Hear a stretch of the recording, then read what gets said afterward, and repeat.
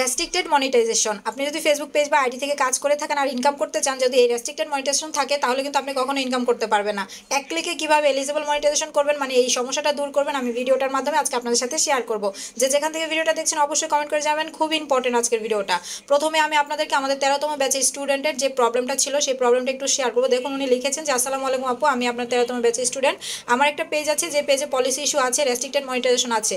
এই পেজ থেকে ইনকাম করা সম্ভব? পেজ খুলেছি অনেকদিন হয়েছে, মাঝখানে কাজ করেছি, আবার অফ করে দিয়েছিল উনি কাজ, আবার 20 থেকে 25টা রিলসও আপলোড দিয়েছে।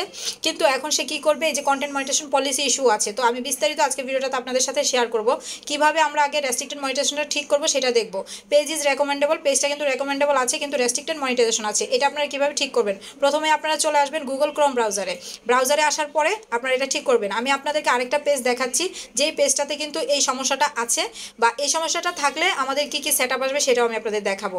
দেখুন এই পেজের স্ট্যাটাসটা কিন্তু ওকে আছে, তবে রেস্ট্রিক্টেড মনিটাইজেশন আছে। পেজ ইজ কিন্তু রেকমেন্ডেবল, মানে পেজটা কিন্তু রেকমেন্ডেশন হচ্ছে কিন্তু রেস্ট্রিক্টেড মনিটাইজেশন আছে।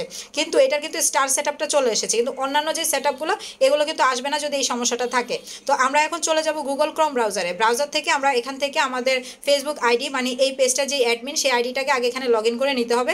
তারপর আমরা এখানে এসে সার্চ দিব ফেসবুক মনিটাইজেশন টুলস বা মনিটাইজেশন টুলস, এটা লিখেও সার্চ দিলে আপনারা এরকম একটা ইন্টারফেস দেখতে পারবেন, মনিটাইজেশন টুলস অ্যাপ্লিকেশন। এই লেখাটা আপনাদের স্ক্রিনে চলে আসবে, আমি একটু জুম করে আপনাদের দেখাচ্ছি, স্ক্রিনটা একটু ছোট, আপনারা কষ্ট একটু বুঝে নেবেন। মনিটাইজেশন টুলস লেখা অপশনে আপনারা ক্লিক করবেন। এখানে যখন ক্লিক করবেন এরকম একটা ইন্টারফেস আপনাদের সামনে চলে আসবে। তারপর এখান থেকে আপনাদের ওই আইডিটার অন্তর্ভুক্ত যে পেজগুলো আছে সবগুলো পেজ কিন্তু এখানে দেখাবে। আমি এখান থেকে একটা পেজ সিলেক্ট করব, যেই পেজে এই ইস্যুটা আছে সেই পেজটা আমি হচ্ছে কি এখান থেকে সিলেক্ট করছি। জেআর কালেকশন পেজটা সিলেক্ট করার পরে দেখতেই পাচ্ছেন এখানে স্টার সেটআপ এসেছে আর ব্র্যান্ড কন্টেন্ট এরকম একটা লেখা আছে, এখানে যে সেটআপ অপশন এসেছে আমরা এখানে একটা ক্লিক করব। এখানে যখন ক্লিক করব তখন দেখতে পারবেন সিলেক্ট পেজ নামক একটা অপশন। এখান থেকে আমাদের এই আইডিটার আন্ডারে যে পেজগুলো আছে সেই পেজটা আমি সিলেক্ট করে নিচ্ছি, মানে জেআর কালেকশন পেজটা সিলেক্ট করে নেওয়ার পরে নেক্সট একটা অপশন আসবে, আমরা এখানে ক্লিক করব। তারপর এখানে ক্লিক করার পরে দেখুন এটা ওকে হয়ে গেছে। কিন্তু এটা যখন ওকে হয়ে যাবে আমরা এই ইন্টারফেসটা থেকে আমরা এখান থেকে বের হয়ে যাব।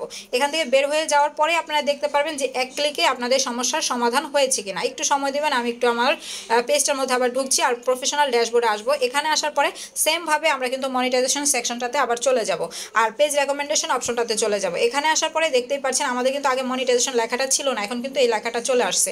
আর এই যে দেখতে পাচ্ছেন এলিজেবল টু মনিটাইজ, এখন কিন্তু রেস্ট্রিক্টেড মনিটাইজেশন চলে গেছে। তো এক ক্লিকেই কিন্তু আপনারা এই ভিডিওটা দেখে আপনাদের এই সমস্যাটা দূর করতে পারেন। যে যেখান থেকে ভিডিওটা দেখছেন অবশ্যই শেয়ার করে আপনাদের টাইমলাইনে রেখে দিবেন।